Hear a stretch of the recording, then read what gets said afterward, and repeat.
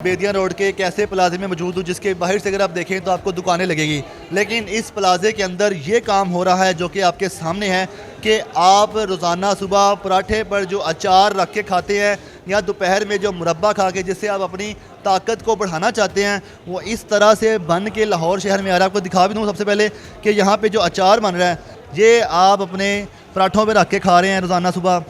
ये वाला अचार जो है आप दाल चावल के साथ खा रहे हैं सुबह।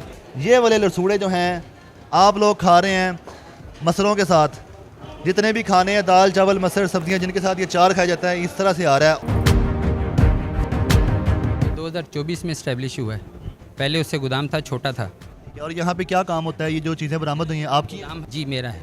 आप इस तरह का सामान क्यों लेके आते हैं? या यहाँ पे ख़राब हो गया या हम ख़राब लेके आए? यहाँ आके ख़राब हुआ, हम लेके पीछे से ख़राब नहीं आते, ख़राब सही लेकर आते हैं सामान। ये ऊपर वाली लेयर फंगस लग जाती है। आपको इस काम का तजुर्बा नहीं है? मुझे पूरा तजर्बा इस काम में।